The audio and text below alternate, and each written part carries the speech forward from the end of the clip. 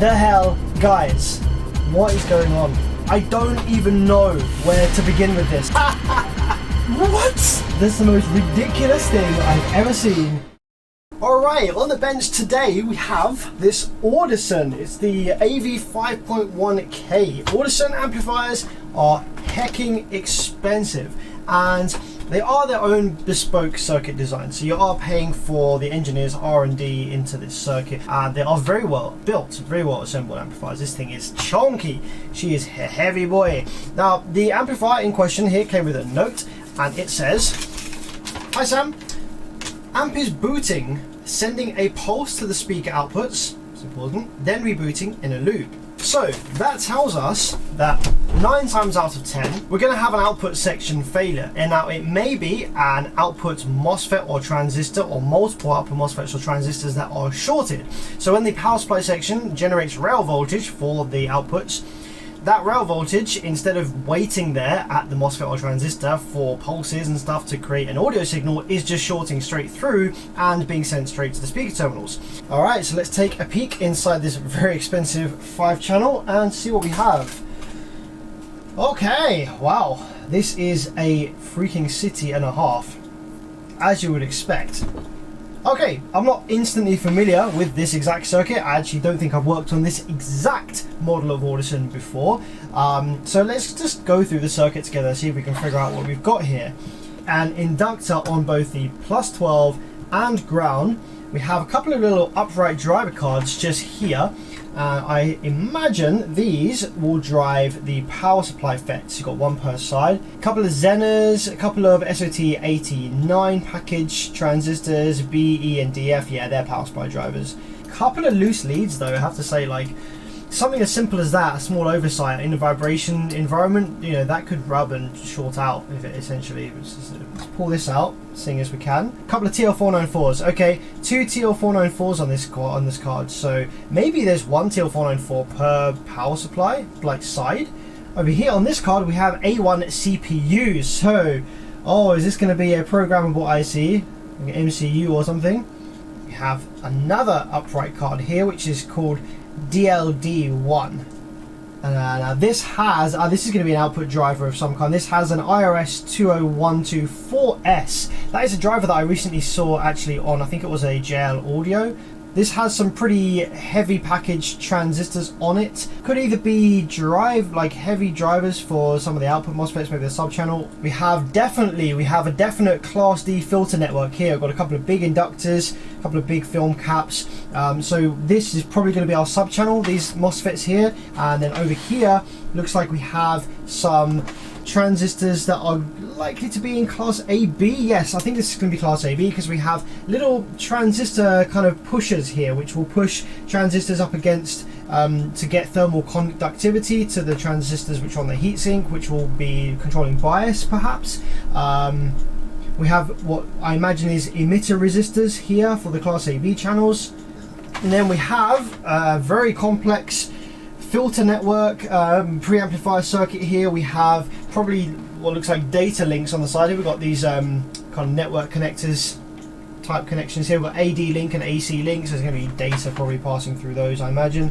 So we've got a lot of complex stuff going on over here in the preamp board and in the connectivity board.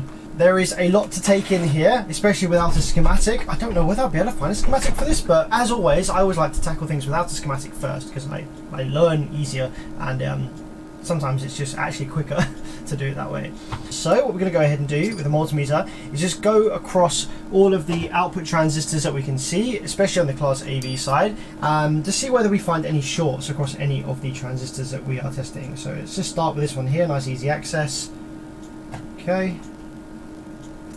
Okay, so what I actually want to do is I'm going to power it up on a very, very low current. I want to see whether the DC offset is on one specific channel or on a couple of channels, or whether it's across all of them, because that will tell me a bit more about where the fault lies before I go sort of like pulling this thing entirely to pieces, just because I want to get a better idea of what actually the fault might be here. And I've not found, it's difficult to get to some of these transistors to test them. Like, I'm not seeing any shorts on any of the transistors that I can reach and test so far. So let's keep the current down low at about 3 amps. Hopefully it'll be a rail, and I'm going to start off by probing A and B channels. Audison calls them A and B rather than front and rear. So let's start by probing this. Let's see what it does. Okay, big pulse to DC there on this channel. Let's try the next one. Same again. Same again. It's interesting. It's like comes straight away. Massive pulse up to DC on all channels. Interestingly, yeah, it's all over the place. And also on the sub channel. Wow. Although it also happens on the negative terminal as well. What's interesting though is that it's happening on both the positive and negative terminals. I don't think all of these channels are like in full bridge. Yeah, we're getting the same thing essentially on all of these terminals. Now, what's interesting is that none of the relays are engaging.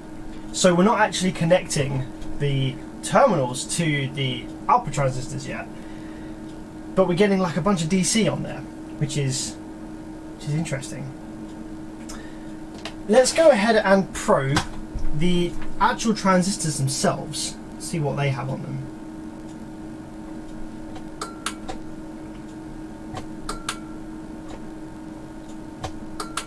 Yeah, they have this same kind of like bumping and noise. We're not really getting any rail voltage at all there. Can you see? There's not any rail voltage. We're just getting this kind of bumping up on all of these. Even the okay, so the sub channel, we are getting some rail voltage. You can see the rail voltage is kind of there a little bit. It's very noisy though, and it is all over the place still. The low side, oh, we get like a tiny bit of switching there for a fraction of a second on the low side. So this is an issue that is present on all channels, and it actually seems to be, it's almost like there's some voltage being sent to the output side ground perhaps, because we're getting, now you see obviously on the speaker terminals here, if we probe the negative, the front channels, which are class AB, aren't push-pull on the terminals, but when we try and power it up we get this big DC on the negative speaker terminal as well. And obviously with that being the reference for the ground, if the ground is moving with DC, then the positive will also move with that DC as well, because it's referenced to the ground, so the whole thing will move like this. I'm wondering whether there is actually maybe a transformer winding that is shorted between secondary and primary or something like that, that is causing voltage to end up on the ground center tap maybe for this.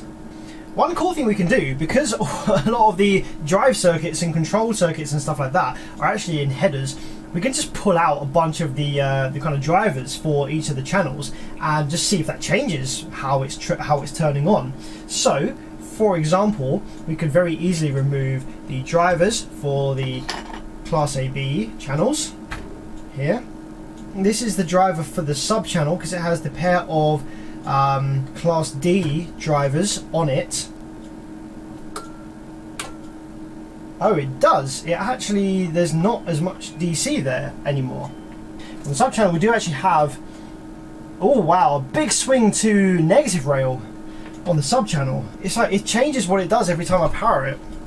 Oh, this is gonna be this has the potential to be a massive headache or a really simple fault that's causing a bunch of nonsense to happen across the whole board, like a missing ground or like a DC on the ground or something like that.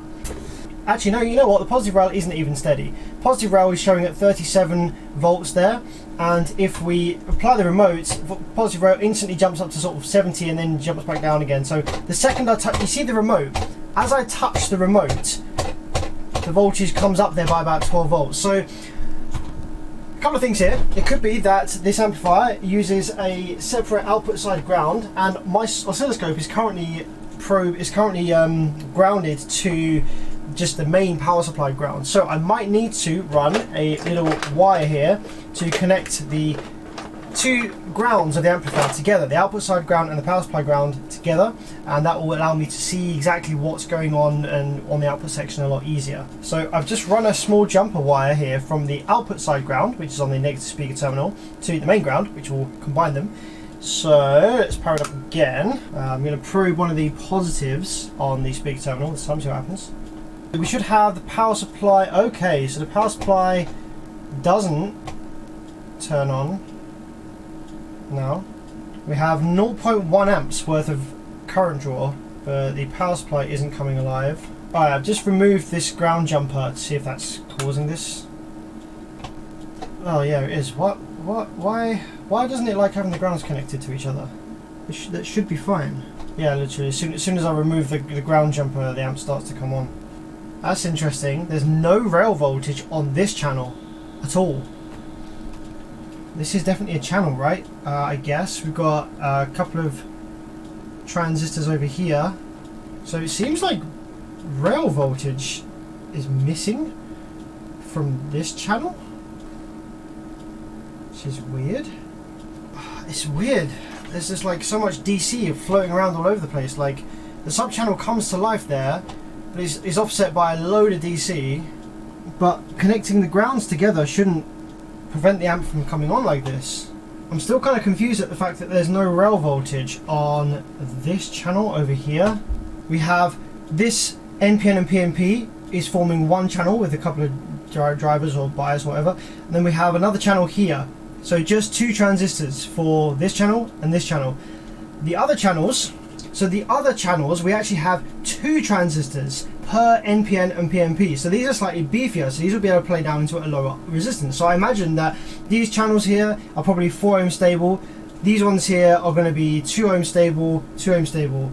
So yeah, 1, 2, 3, 4, and the 5th sub channel. So we're not getting rail voltage, or if we are getting rail voltage, it's instantly disappearing again at these two smaller channels. If we probe the A transistor, which is supposed to have a negative rail on it, I think, we just get a bump to positive. You see that? A bump to positive? A little bit of a bump to negative there, but like it's not consistent. The C, we do get positive rail building, but then it dissipates immediately. On this one here, it's supposed to be negative, it's not there. C, this is supposed to be positive, it kind of comes but then dissipates immediately. Whereas on the other channels, we are getting rail voltage kind of consistently holding itself there. So I wonder, is the rail voltage for these smaller channels that consist of one transistor per side supposed to share the same rail voltage as the other channels, or does it have its own rail voltage feed perhaps? Maybe there's not even that many rail capacitors for these smaller channel here. So yeah, it's really interesting. I'm going to have to trace back and find where does the rail voltage for these smaller channels originate from and try and figure out why it's missing. So on the board we have a few different rectifiers. We have 2 rectifiers right here, we have 2 rectifiers right here, and we have 1, 2, 3, 4 rectifiers over here. So yeah, it does seem that each of the different channel versions has its own supply, has its own separate rectifiers, has its own separate rail voltages from each other. So we know that these ones over here, I know for a fact that these ones are for the sub channel. For the other channels, these larger packaged TO3PN diodes, rectifier diodes, which are going to be for the larger channels over here. So these little diodes then, these little rectifiers, which are 16A20CT, we should have continuity from them, there we go, to our smaller channels over here, which we do. Okay, so that may mean that one of these diodes is bad, or maybe there's a broken transformer lead or something is broken that feeds these rectifiers with their AC to get rectified. So let's power the board up again and measure what we have on the various legs of these smaller rectifiers here. We get some pulses on that one, which equates to, we actually get pulses coming out of that rectifier. Or we shouldn't get that, we should just get DC coming out of the rectifier, not pulses. Okay. We get pulses going into that one, and here that one, and we get pulses again coming out. Does that mean that we get pulses on these channels as well? No. So I think the first thing I'm going to do is I'm going to start by removing these rectifiers and banging them in the transistor tester just to see whether they are in fact the diode configuration that they're supposed to be and that they haven't been internally damaged. Because it is strange that we're not getting any negative rail on our transistor that's supposed to have negative rail on it. It's very strange. So yeah, I'm going to go ahead and remove these, just make sure that they are in fact how they're supposed to be. Okay, so let's pop these in and see. I actually gotta have a gut feeling that these are going to be fine and that this is going to be a bit of a headache to figure out. Okay, so yeah, the F16A rectifier is reading as it should, correct.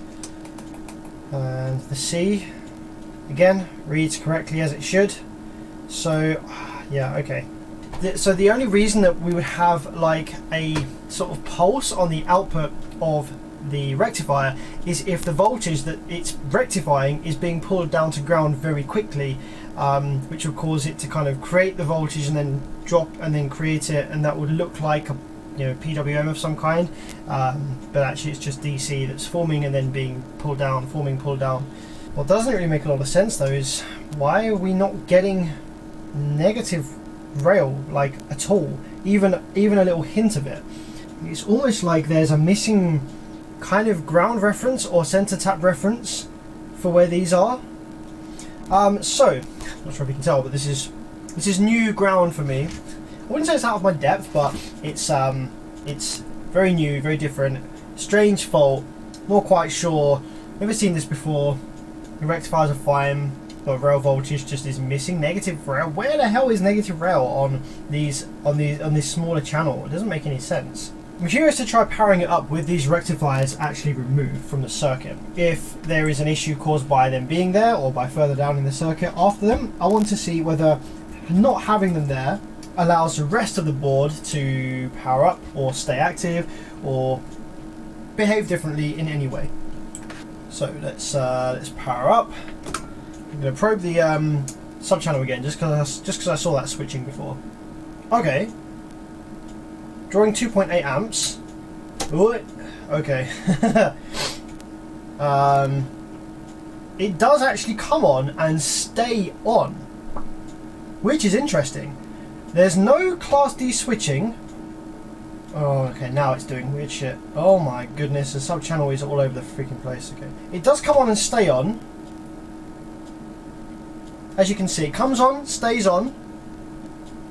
The sub channel swings to negative rail, I think. So yeah, I have definitely found the source of the issue is in this circuit somewhere around here with the smaller channels.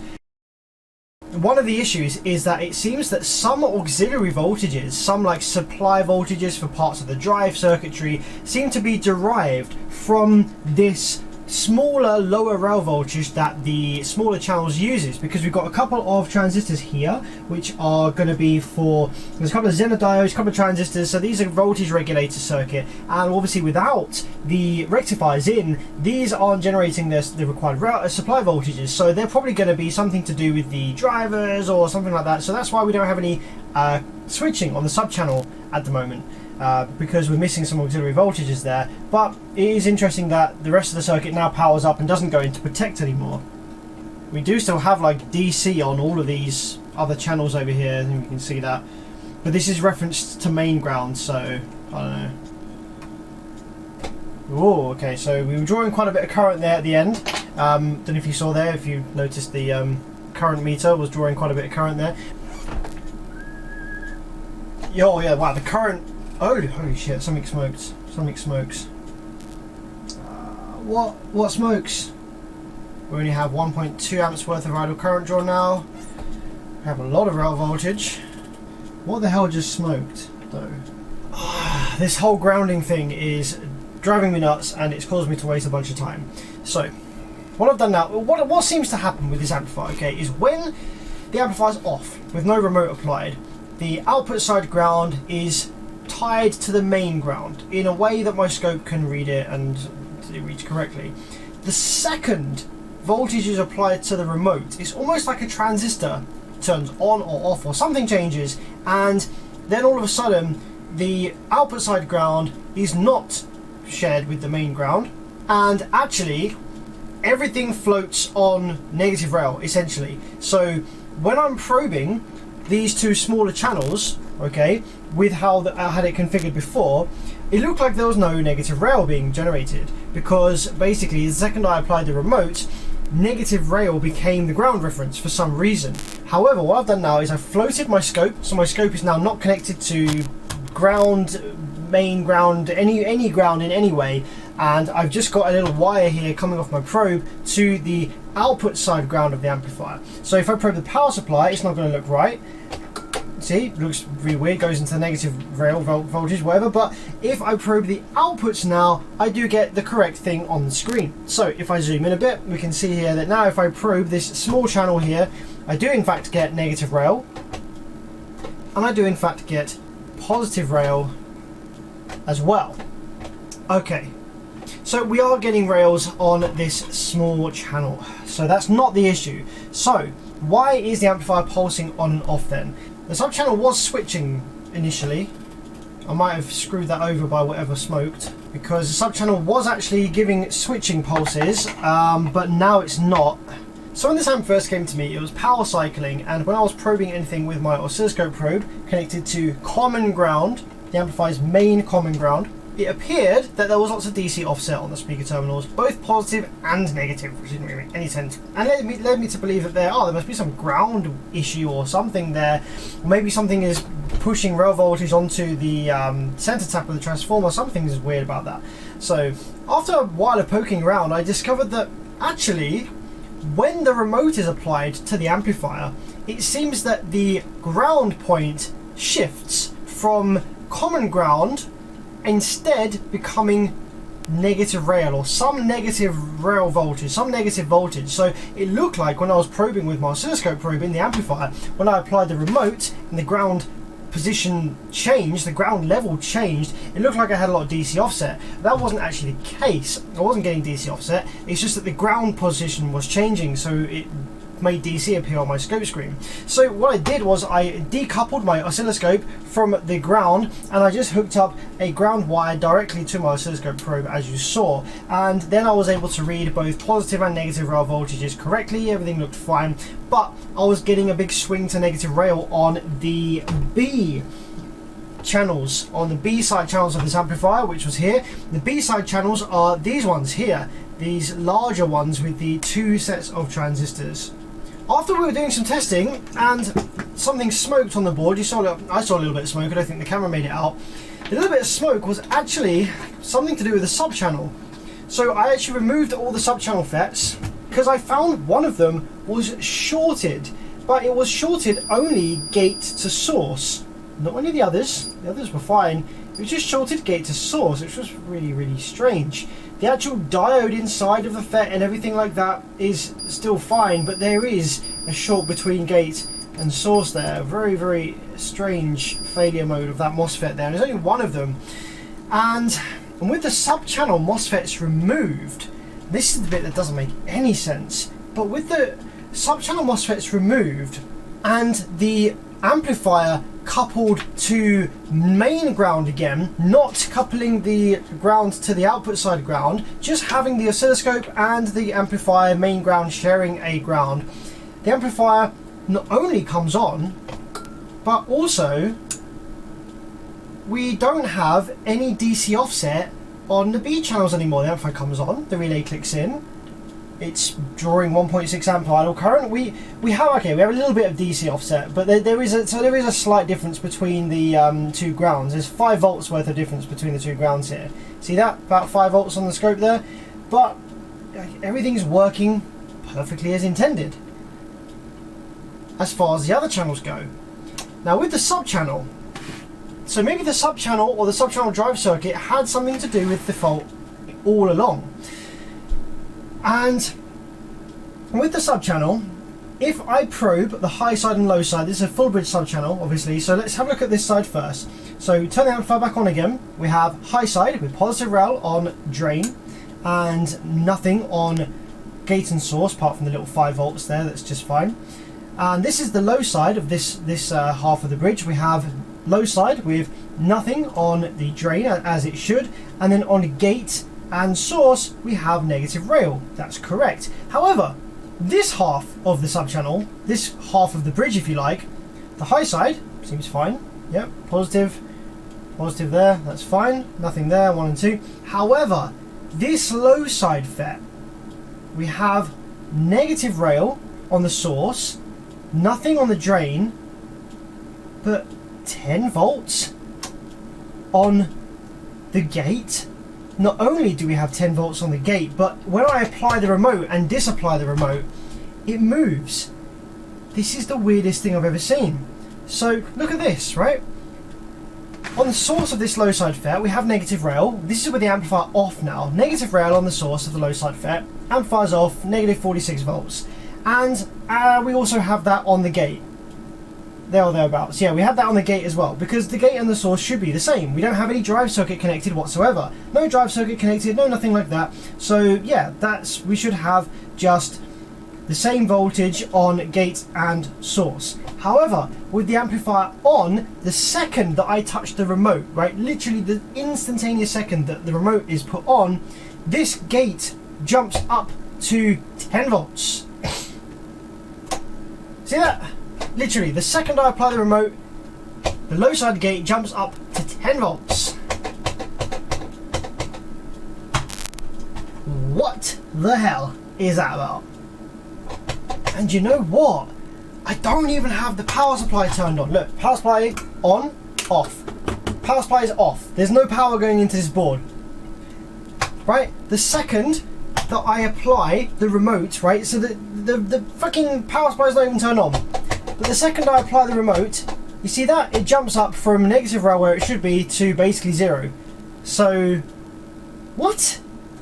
What?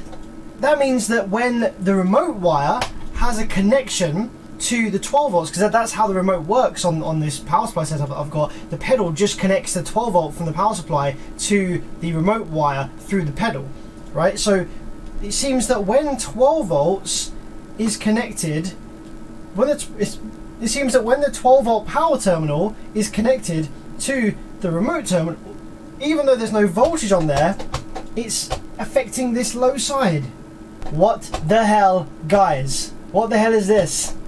And it still does it with the power supply off. I don't even know where to begin with this. I've never ever seen anything like this. What is going on? So, on the remote input terminal, we have a diode here, D14, okay, and on the other side of D14 we seem to have connectivity to the diode for the low side on that subwoofer low side channel through a 10.8 ohm resistance.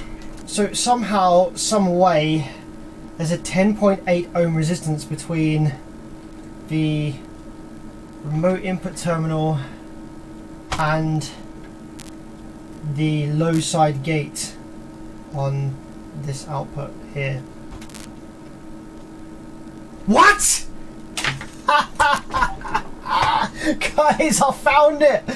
Oh my god, this is the most stupid thing! The most ridiculous thing I have ever seen. I've sorted it. But I will show you where it was. Okay, what I did is I followed the remote trace from that diode there. I noticed it kind of came past here, this trace here.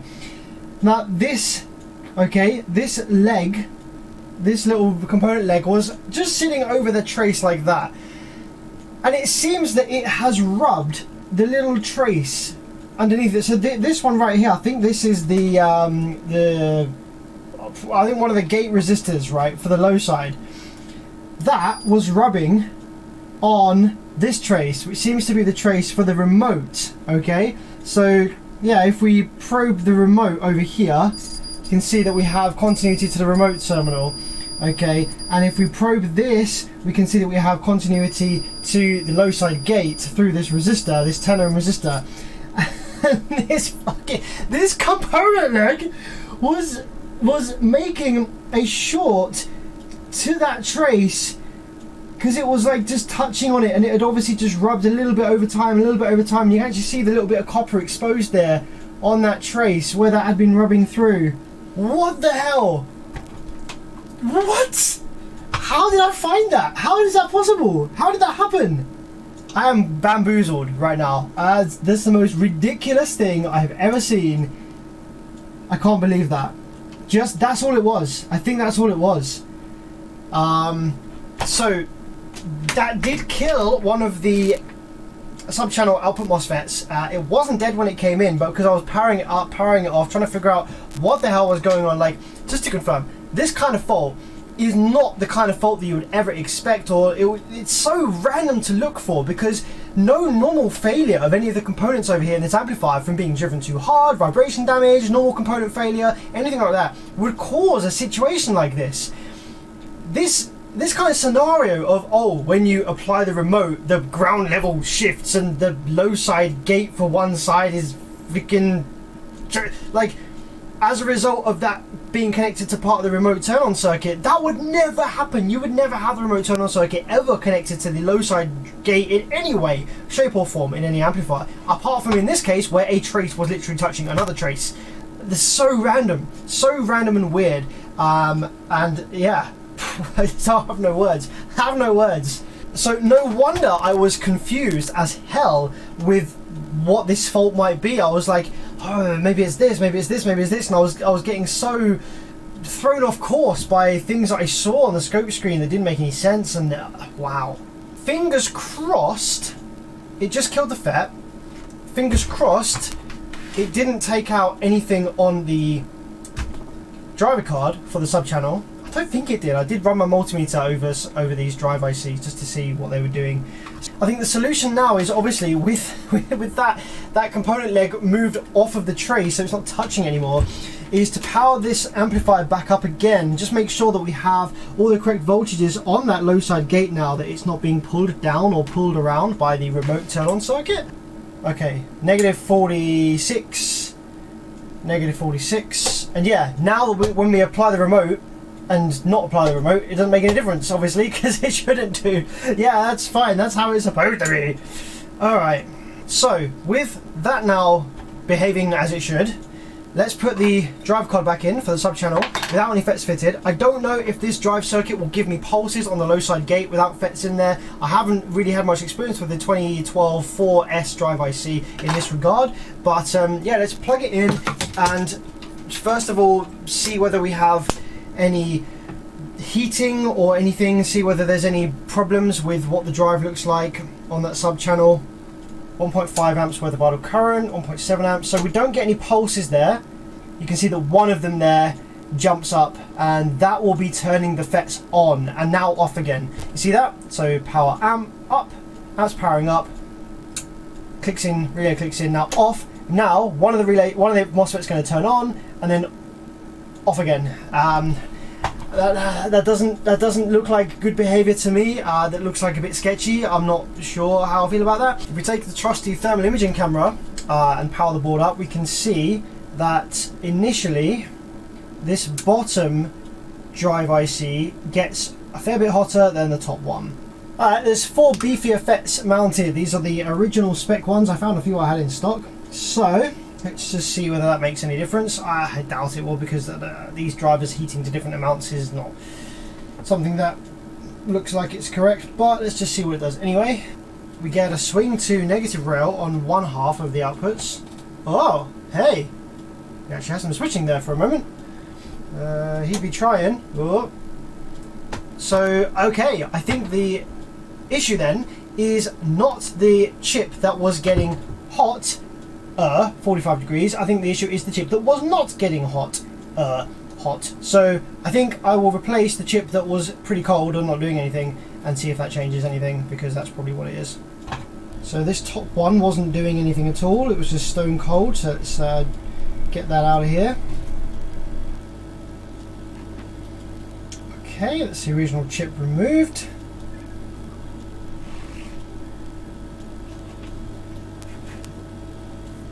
Alright, let's see what it's doing now then.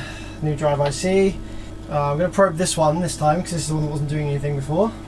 Fingers crossed.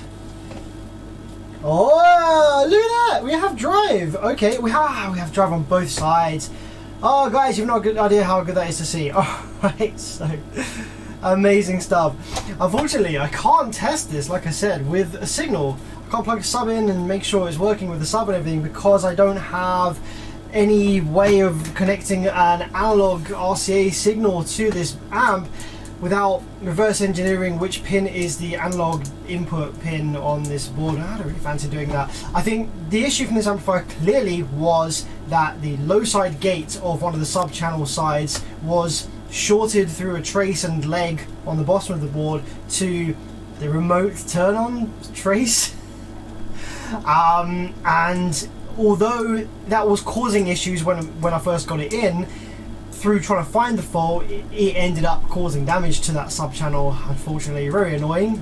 You know, the effects were fine, the driver was fine, but it is what it is. You know, it was such a strange. At least by failing like that, it drew my attention to that area. Otherwise, I probably would never have found that. Like that was sending me on a wild goose chase. I would never have found that. Like, had it not drawn my attention to the sub channel, I don't think I ever would have found that. I never would have found that. Had it not drawn my attention to the sub channel by inadvertently killing one of the sides of it. But that is what it is, and I'm just happy that it works now. And I can go back to the customer and say, hey, yo, your amp is probably fixed. So yeah, I will do the lengthy process of reassembling this because these amps take a long time to disassemble and reassemble. There's lots of screws. I'm going to have to do new thermal paste all along the thermal bars, and yeah, reassembling it's probably going to take me about an hour, half an hour, 45 minutes, something like that. So I should do that. And yes, I do hope that you enjoyed that and that was entertaining. I didn't enjoy it, for sure, did not enjoy that one bit, but I hope you found it entertaining, and I don't know whether really you learned anything from that because I don't really think that's ever going to be a fault that you're ever going to see. It's such a random, rare, like specific fault for this board and the way that this was manufactured, this specific one. I can't see that you're ever going to see that exact fault, so, but I guess think outside the box. Yeah, maybe you picked up some troubleshooting skills from this video. But if you enjoyed it, guys, leave me a like, let me know if you liked it, let me know. I always love it when you comment, I love reading your comments, so do me a comment. And yeah, I'll see you in the next one. Thanks, guys.